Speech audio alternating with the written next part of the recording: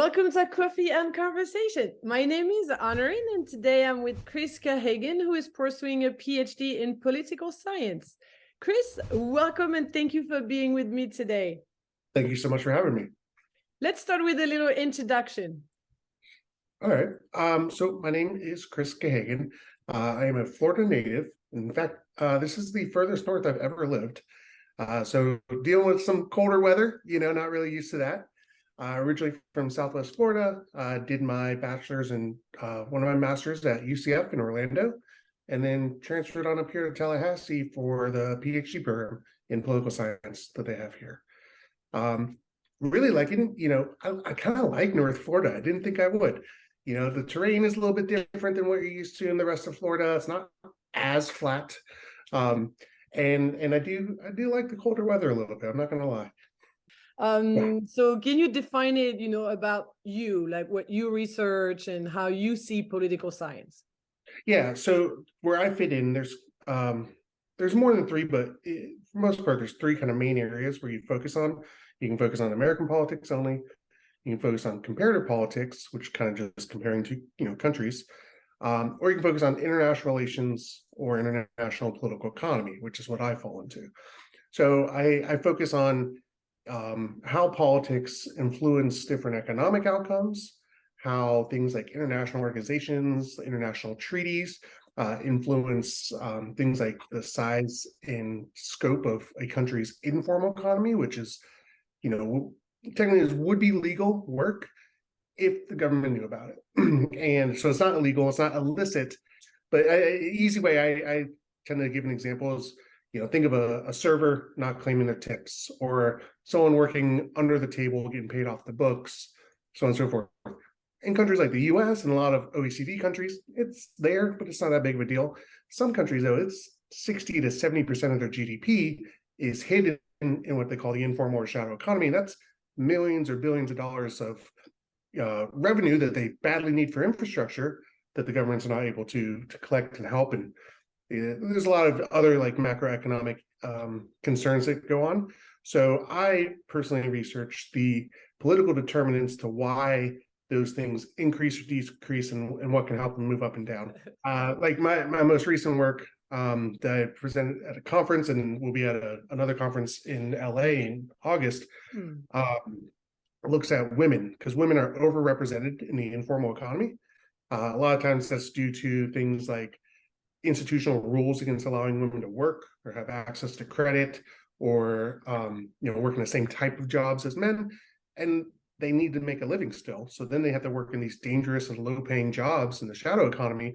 So my recent work kind of looks at treaty ratification of CEDAW, it's the Convention Against Discrimination of All Forms Against Women, and how that's actually helped these countries overcome some of these issues and promote sustainable growth for both the country and people in the country. So do you focus on a specific country? So I did a cross-national survey. I looked at every country that ratified CEDAW, and I matched them with control countries that never ratified, at least at the time of ratification. And I did what's called a difference in difference design, where I looked at the difference between those countries that treated the ratified countries compared to the ones that had not ratified yet, and the difference in their informal economy size. And I show that over time, you can see decreases of 2, 3, when I looked at a subset of Asian countries, it was 5.5% of their GDP of the informal economy decreased, which, using South Korea as an example, if I remember correctly, it was something along the lines of like $30 billion in additional revenue that the government was able to get and invest because of this increase in formal economic activity. And unfortunately, this has been kind of viewed, and I think it's in my write-up, it's just starting to become more known across disciplines. For the longest time, it was only economists that really looked at this, which makes sense given the name. But the fact that I think everyone can kind of agree that politics makes a difference in terms of your economic outcomes. We can just look cross-country and see that occurring, correct? So it's starting to build up a little more in the political science field, and that's kind of where I fall into it. So you mentioned that's a project for a conference paper that you're going to present again. Is it also your like dissertation project, or in political science you don't really have a dissertation project? So we do. It was my practicum paper, and I wanted to get reviews. So I actually have, what's really neat about the FSU political science program is we have something called we have workshops depending on your subfield. So we have an IR, International Relations workshop. And this is faculty, this is students, this is, you name it, we go in there, we read each other's work ahead of time, and we give good constructive criticism and feedback. So that person can then go off, or that group of people can get this grant or get this paper published. So I have this paper presenting to that workshop here in about 2 weeks. And then my goal is to get it out for publishing. At that point, though, you'll probably get your reviewers' feedback in probably 6 months, which I'm assuming will be around August or so by the time that comes out. So I'm going to kind of use both of those to get the reviewer feedback as well as one more conference feedback, just kind of, hone it in and make sure all my T's are crossed, my I's are dotted. And so what's your dissertation project? Is it a...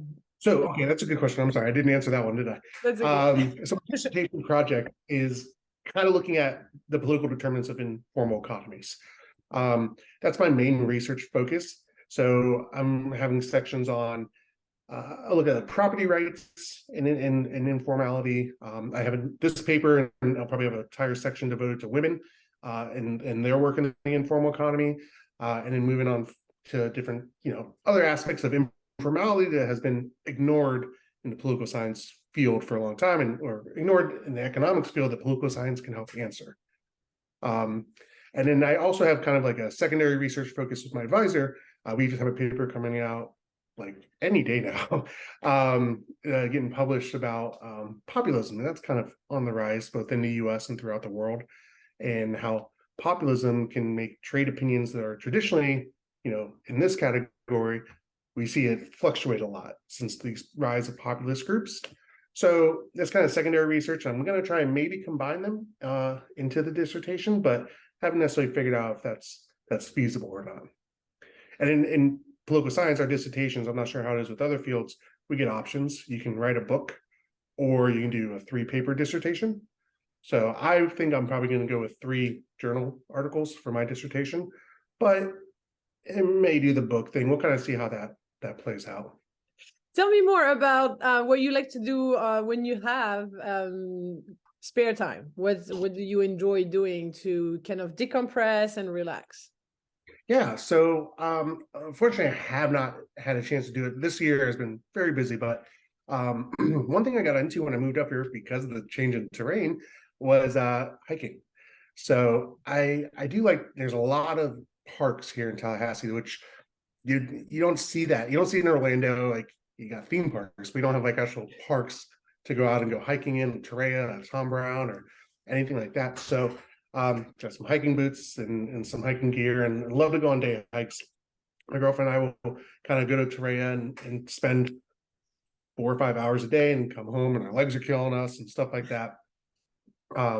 So I like to be outdoors. The weather, with the exception of July, the weather's usually pretty nice when it's not super humid. And also, I'm not sure what the age group who's gonna watch these videos, but like Tallahassee has a decent, brewery scene.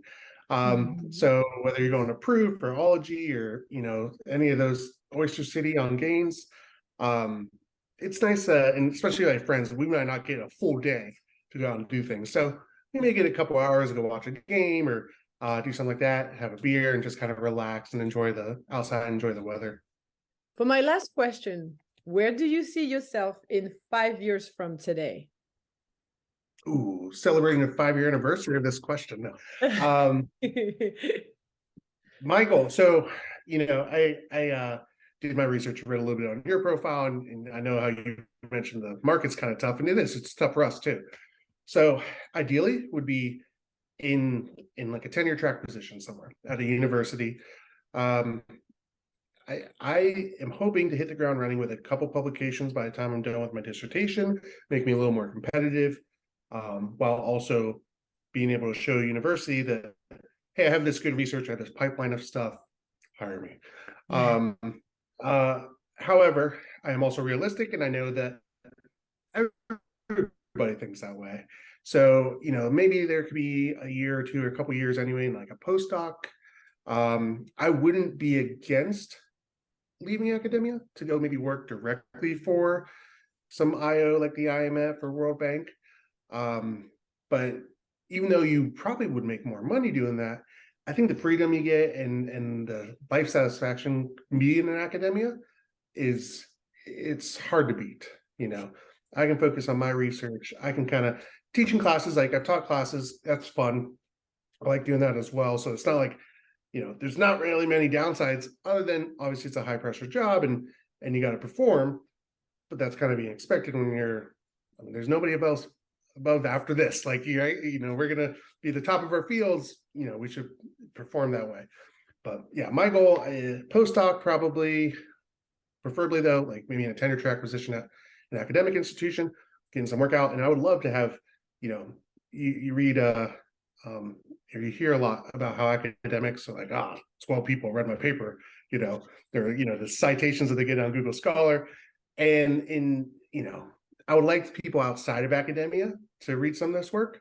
It would be great if policymakers or those in, like I said, the IMF or the World Bank would read some of this stuff and say, yeah, you know what, we should do this to help lower informal economies, or, increase human rights this way or something like that. But yes, thank you for your time. Yeah, absolutely. Thank you so very much.